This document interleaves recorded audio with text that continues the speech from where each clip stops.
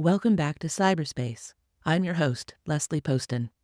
And in today's episode, we're diving deep into the psychology of mass delusion. We'll explore how extremist groups, including organizations centered around xenophobia and eugenics, extremist religious movements, authoritarian political entities, and even certain extremist think tanks manipulate collective beliefs to enforce their agendas. Using both historical insights and more modern examples, we'll uncover the mechanisms that drive mass delusion and its impact on society. First, a bit of historical context. Mass delusion isn't a new phenomenon. From the witch hunts of the medieval period to the Red Scare in the mid-20th century America, societies have often been swayed by fear and misinformation. In the early 20th century, Edward Bernays, known as the father of public relations, outlined the potential for engineering consent through media and propaganda, shaping public opinion to align with specific agendas. Bernays' work on the manipulation of public opinion laid the groundwork for many of the worst propaganda tactics we see today. These historical psychological tactics have evolved and are currently being applied by various groups. For instance, the Heritage Foundation, a think tank most recently in the news for authoring a blueprint for authoritarian rule titled Project 2025, has been instrumental in strategically influencing public policy and opinion on issues ranging from climate change denial to restrictive immigration policies, using sophisticated media strategies to psychologically influence societal views. The study of mass delusion has deep roots in social psychology. Le Bon's seminal work, The Crowd, a study of the popular mind, laid the foundation for understanding group psychology and the susceptibility of crowds to manipulation. Le Bon argued that individuals in a crowd can lose their sense of individual identity and responsibility, becoming more susceptible to suggestion and emotional contagion. This concept has been essential in understanding how extremist groups and cults can sway large numbers of people. Building on Le Bon's work, Irving Janis introduced the concept of groupthink in the 70s. Janis's research, published in his book Victims of Groupthink, explored how groups can make irrational or immoral decisions when there's a strong desire for harmony or conformity. This phenomenon is particularly relevant when examining the decision-making processes within extremist organizations and cults, where dissenting voices are often silenced or expelled. To further illustrate the historical context of mass delusion, let's examine two fascinating cases: the Dancing Plague of 1518 and the Salem witch trials. The Dancing Plague, which occurred in Strasbourg, France, saw hundreds of people dancing uncontrollably for days or even months. This bizarre event, studied by historian John Waller, demonstrates how stress, religious fervor, and superstition can combine to create mass psychogenic illness.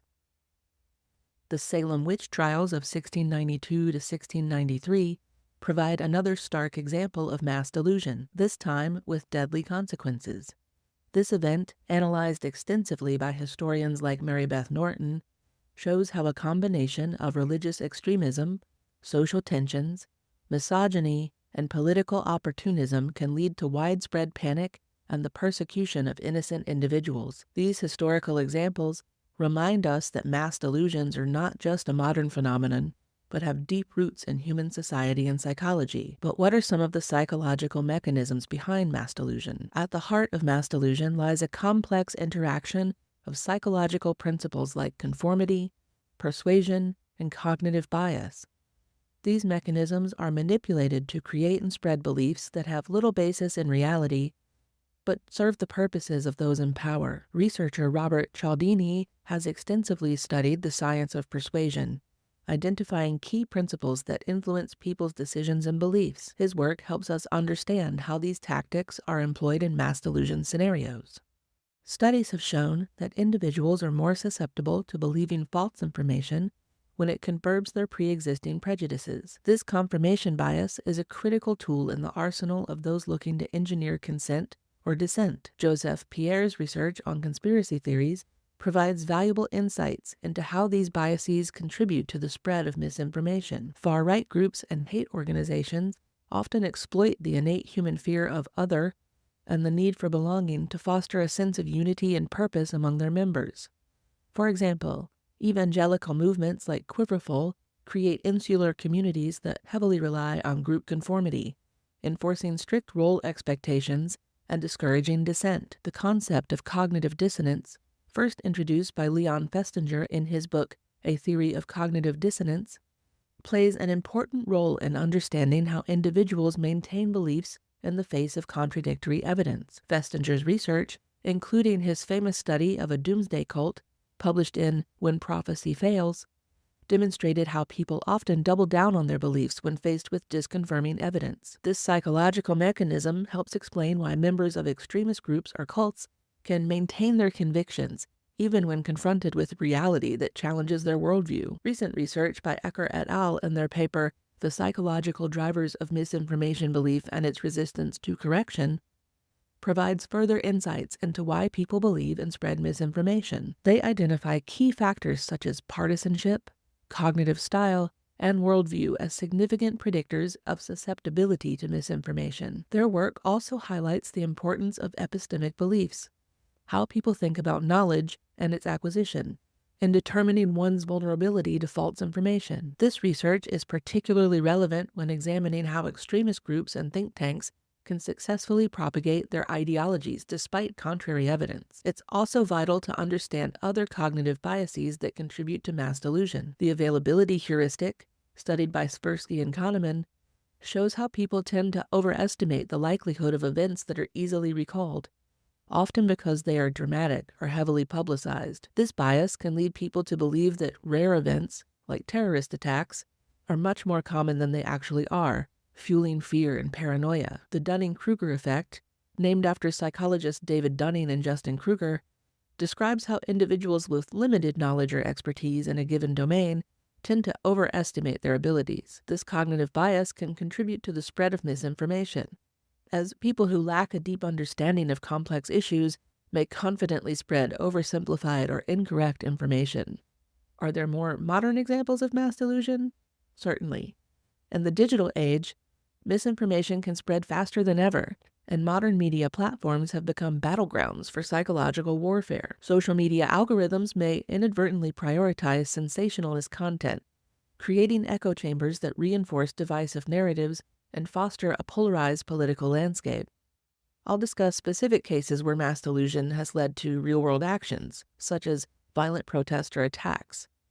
A poignant example is how certain extremist religious groups have politicized public health measures during the pandemic, framing them as attacks on personal freedom rather than necessary public health measures, harming the public's ability to prevent the spread of disease. Researchers Robert Bartholomew and Simon Wesley have studied the protean nature of mass sociogenic illness, which provides valuable context for understanding how collective beliefs can manifest in physical symptoms and behaviors. The rise of QAnon provided a contemporary example of how mass delusion can spread rapidly in the digital age.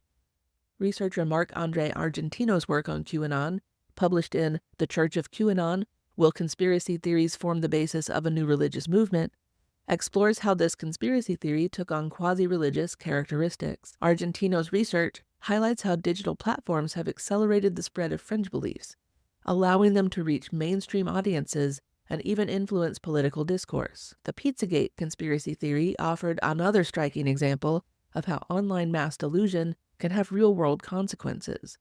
A study by Smallman titled Conspiracy Theories and the Zika Virus drew parallels between Pizzagate and other conspiracy theories, demonstrating how these beliefs can lead to dangerous actions. The incident where an armed man entered a Washington, D.C. pizzeria based only on this conspiracy theory is a stark example of the potential for online mass delusion to manifest in offline violence. More recent examples of mass delusion include the spread of COVID-19 misinformation and election fraud conspiracies.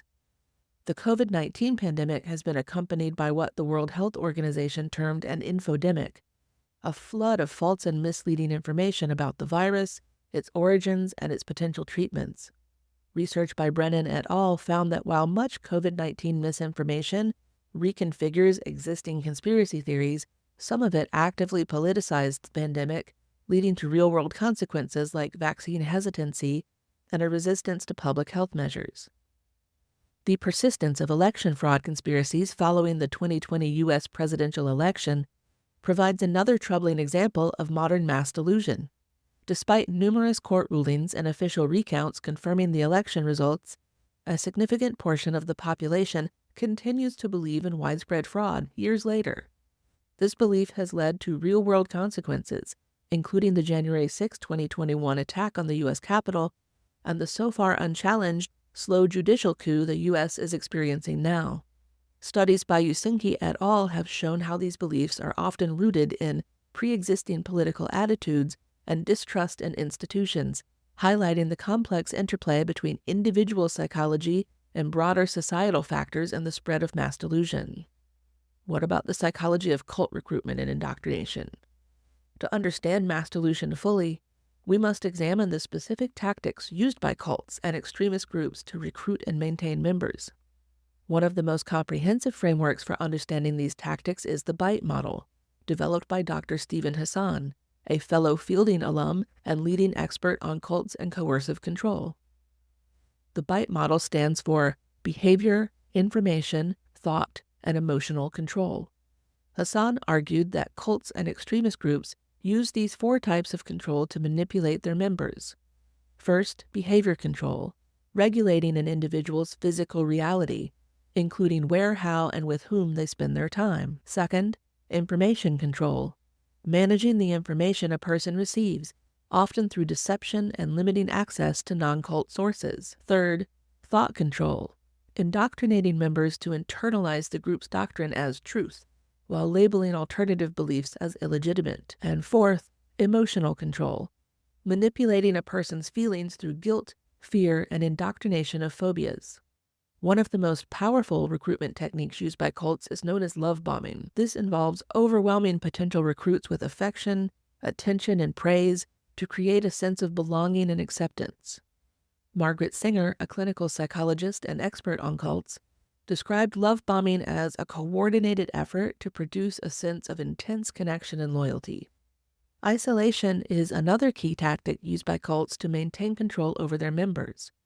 By cutting individuals off from their previous social networks, their families, and sources of information, cults can more easily shape their members' reality. This isolation can be physical, such as moving to a compound, or social and emotional, by convincing members that only fellow cult members can be trusted. To illustrate these concepts, let's look at two infamous cult case studies. First, let's look at Heaven's Gate.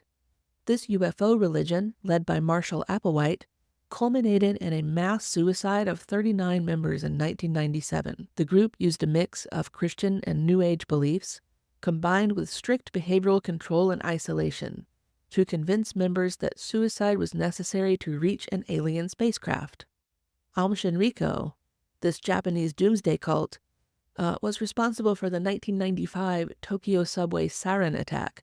It showcased how apocalyptic beliefs can be weaponized.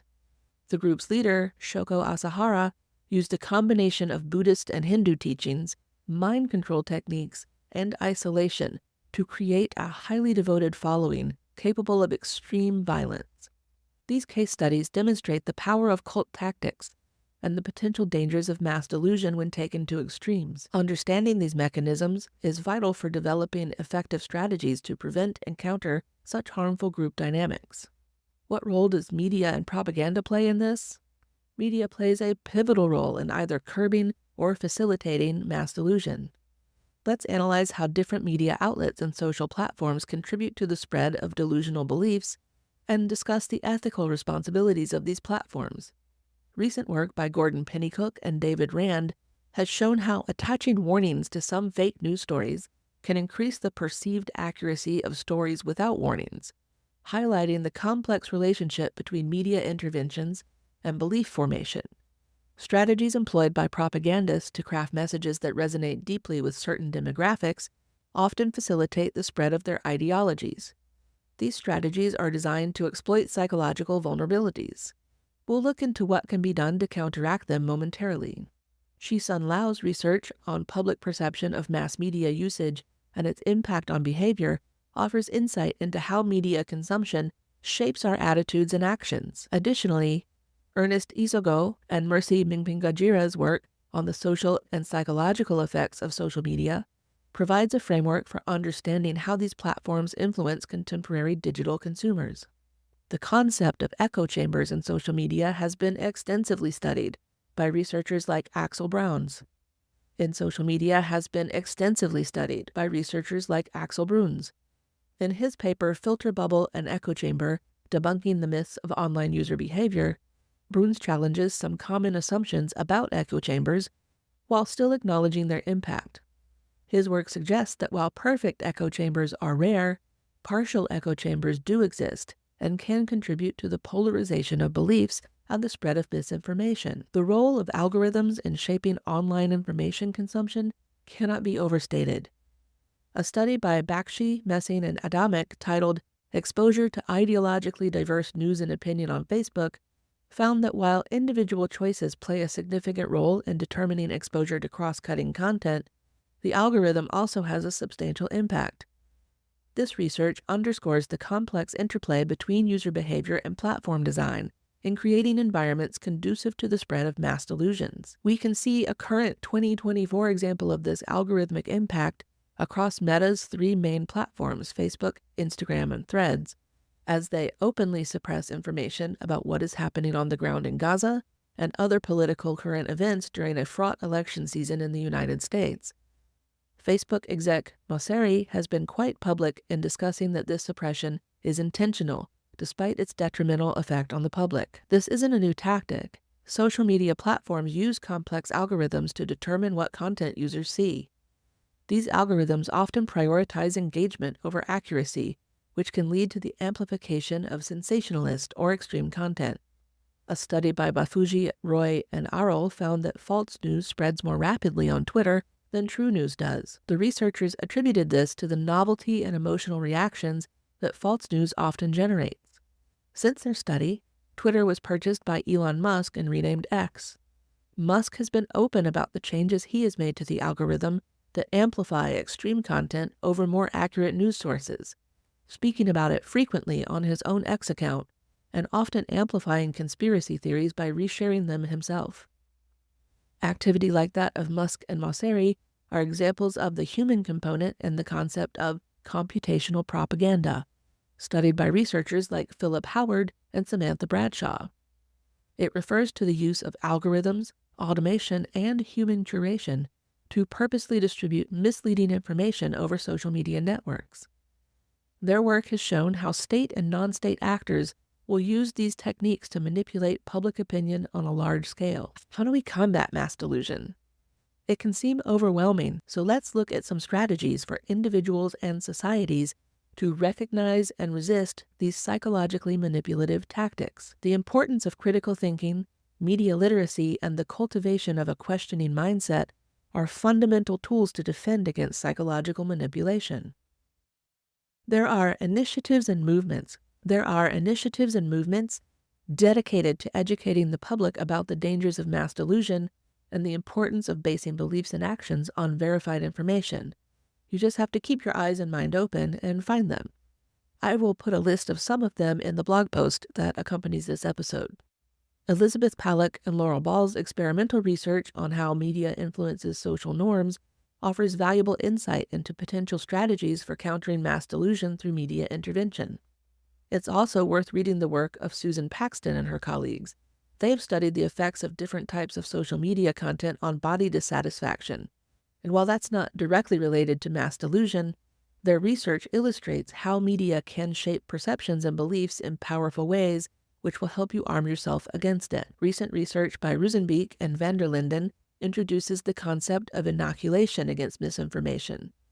Their study, Fake News Game Confers Psychological Resistance Against Online Misinformation, demonstrated how exposing people to weakened forms of misinformation can build resistance to future attempts at deception. This approach, inspired by inoculation theory in psychology, offers a promising avenue for developing interventions to combat mass delusion. Education plays a pivotal role in countering mass delusion. There's a reason authoritarian regimes and cults attack educational systems and try to frame educated people as the other and encourage people to think of them as an outgroup. A study by Guess et al. Titled A Digital Media Literacy Intervention Increases Discernment Between Mainstream and False News in the United States and India showed that Even brief educational digital literacy interventions can improve people's ability to distinguish between reliable and unreliable news sources. This research underscores the importance of incorporating media literacy education into broader efforts to combat the spread of mass delusion. On a practical level, individuals can take several steps to protect themselves from manipulation and mass delusion. First of all, you need to diversify your information sources. Relying on a variety of reputable news outlets can help balance potential biases and provide a more comprehensive view of events. Practicing critical thinking, questioning claims, looking for evidence, and considering alternative explanations before accepting information as true is vital. Consider not just who is sharing the information, but who is paying for it, if it's true, who would gain from the information's acceptance, and when and where it's being shared. This also helps you discern when a formally reputable news outlet, like the New York Times, for example, might start sharing news that can't be trusted, perhaps after a change in editorial staff or other event. Be aware of your own biases as well. Recognizing that everyone has cognitive biases and actively trying to challenge your own preconceptions is essential in the fight against misinformation. Use fact-checking resources. Websites like factcheck.org and PolitiFact can help verify claims and debunk misinformation. However, they are not immune to bias themselves. They are programmed by humans after all. So find multiple fact-check sources you trust and check against all of them. Engage in respectful dialogue. Now, this is somewhat problematic. If you go back to our politeness protocol episode, you'll see why. But there are ways where you can discuss ideas with people who hold different views and focus on understanding rather than convincing to navigate your way through tough conversations and reach accord and understand what's true and what's not. Help each other fight mass delusion. Support quality local journalism. Into reputable local news sources to support thorough, fact-based reporting. Take breaks from social media. Regular disconnection can help reduce exposure to potential misinformation and alleviate some of the psychological pressures that social media can create. The importance of understanding the psychology behind mass delusion as a means to protect our societies from divisive and destructive influences can't be overstated. By staying informed and vigilant, we can hope to build a society that values truth and unity over division and deceit.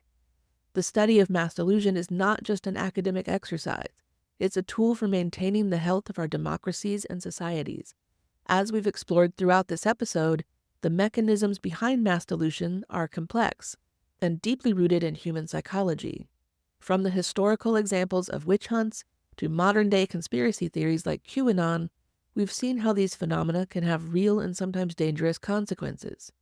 However, our exploration has also revealed reason for hope. The growing body of research on misinformation, echo chambers, and digital literacy provides us with tools to combat mass delusion.